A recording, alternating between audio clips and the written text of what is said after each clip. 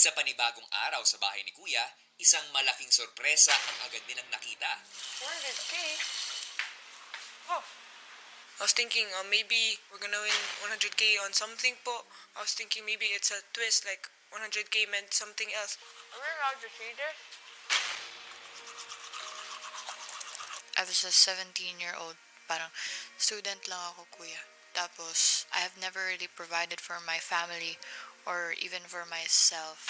Aba, malaki na po yung halaga ng 100K. Mama mia, what's 100K? Hindi pa naman po ako nakahawak ng ganoong kalaki, Kuya. 100K. Hindi alam 100K. Ano yan? Maya?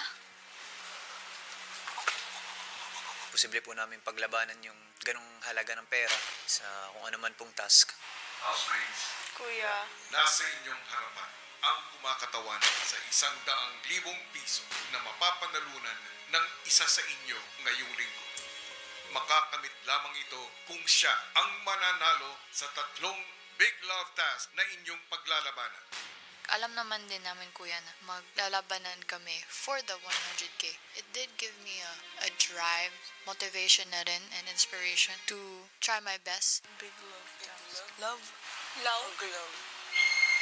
Kailangan manalo sa 3. Siyempre, napaisip din pa ako kung ano pong gagawin ko sa pera, Kuya, at kung saan ko to ilalaan, Kuya. Siyempre, Kuya, ibibigay talaga ang focus po sa gagawin po, Kuya. Yung iba-ibang panalo. Yung 100,000 para sa akin, napakalaking halaga na po nun. Ang daming mabibili. Sobrang laking tulong na po nun. 100K? So, napaisip po ako, Kuya, like, what would I do if I could win 100K?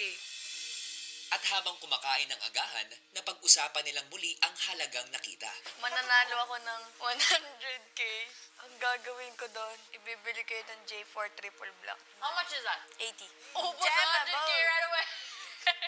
Ako, sa school ko, kasi gusto kong mag-aral talaga. Ang school, tsaka sa bahay namin na parang resort na. Tulo.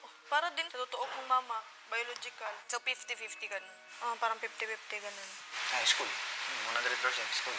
Sakto sa isang school year. Ikaw? Bro, bibigay some to my parents. Kasi kakastart lang na ng business last year. Kaya pag bagong business, kailangan pa yun ng foundation, ganun. So, I'm gonna help with that. And konti for myself.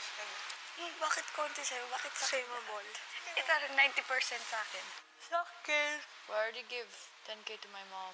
100K extra. I guess, pangtulong na rin kakailanganin for me.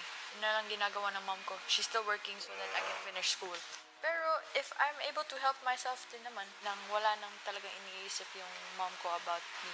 Yun naman sa akin, kaya ganun yung decision ko. Deserve ko yan, parang gift ko na yun for myself. If makuha ko yun, lahat yan, sa J4 na yun. Yung 20K, sa nanay ko na yun. I'm just gonna save it. If ever I win it, I'll save it. We're all gonna save it naman muna kasi. Focus siguro muna kung paano kunin ang pera. Malaki siya, malaking halaga, pero bakla, ubos yan isang araw. Malaki na yung sa atin kasi anak naman tayo. Yeah. For me, Hindi natin masyado na aware sa mga going on. that's also one reason why I'm uncertain kasi di ko pa talaga alam.